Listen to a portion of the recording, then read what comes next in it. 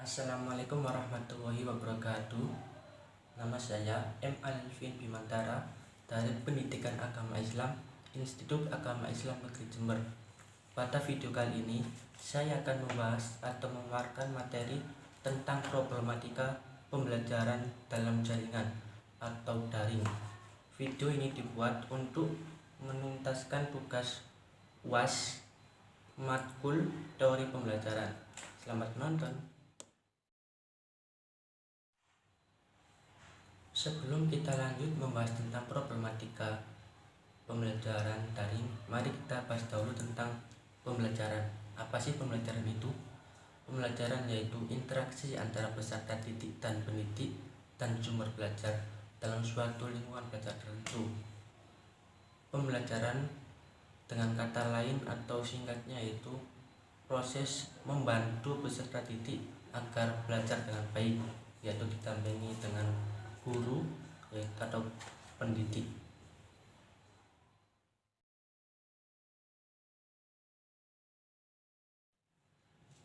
Masalah yang pertama yaitu kurangnya fasilitas. Fasilitas di sini yang saya maksud adalah kuota internet dan sinyal. Untuk mengakses internet dalam melakukan pembelajaran daring tentu diperlukan internet. Oleh karenanya, tidak jarang para peserta didik yang mengalami kesulitan pembelajaran karena terbatasnya kuota internet dan sinyal. Tidak semua peserta didik memiliki sinyal yang baik karena rumahnya ada yang di pelosok hutan mungkin atau gunung.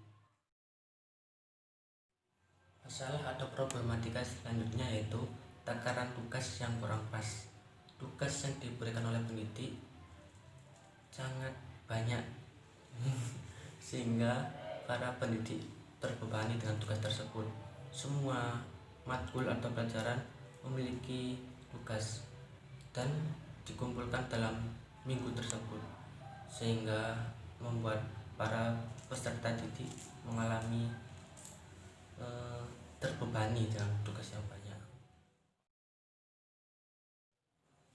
Masalah atau problematika selanjutnya yaitu model pembelajaran yang kurang efektif atau kurang pas.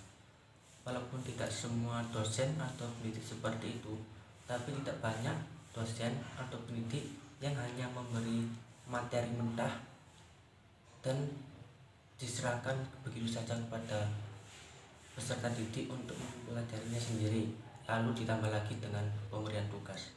Pembelajaran hanya memberikan materi mentah dan pemberian tugas dan hanya absen saja. Tidak ada interaksi antara peserta didik dan pendidik yang baik, sehingga pembelajaran dinilai kurang efektif. Masalah yang terakhir yaitu kurangnya kedisiplinan peserta didik.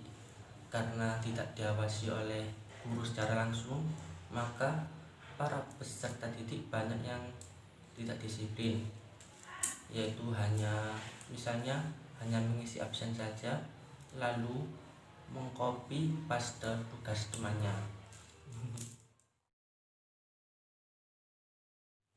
Setelah kita membahas tentang masalah atau problematika pembelajaran, mari kita bahas mengenai solusinya. Solusi yang pertama yaitu mengenai fasilitas yang kurang memadai. Seharusnya pihak institusi memberikan fasilitas berupa kuota internet agar peserta didik tidak kesulitan mengakses pembelajaran daring. Untuk mengatasi masalah mengenai sinyal, para peserta didik bisa menuju warung internet atau pusat internet yang baik di sekitar rumahnya. Untuk mengatasi masalah yang kedua yaitu takaran tugas yang kurang pas. Di sini bisa diatasi dengan dua pihak. Yang pihak pertama yaitu dari peserta didik.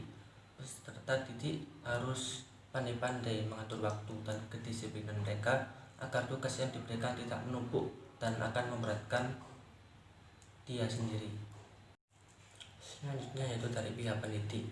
Seharusnya para guru atau dosen memberikan tugas sesekali saja, tidak setiap pertemuan.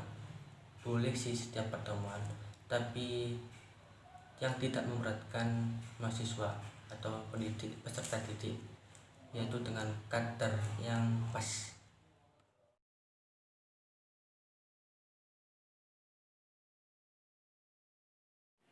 Untuk problematika yang ketiga dan keempat, kita bisa menggunakan teori behavioristik. Teori behavioristik merupakan bentuk perubahan tingkah laku pada siswa dalam hal kebiasaan dan pola pikir baru sebagai akibat dari adanya respon dan rangsangan. Untuk pembelajaran yang kurang efektif bisa menggunakan teori ini, tetapi untuk stimulus atau rangsangan yang diberikan guru untuk lebih ditingkatkan lagi. Dan untuk siswa yang mengalami kedisiplinan kurang bisa menggunakan metode reward and punishment, pemberian hukuman untuk memberi motivasi kepada siswa untuk menjauhi kesepakatan yang disepakati terlebih dahulu, dan memberikan hadiah untuk bertujuan memberikan penguatan terhadap perilaku yang baik. Sekian video kali ini, yaitu membahas tentang problematika pembelajaran dalam jaringan beserta solusinya. Semoga bermanfaat. Terima kasih sudah menonton. Semangat terus dan jaga kesehatan. Wassalamualaikum warahmatullahi wabarakatuh.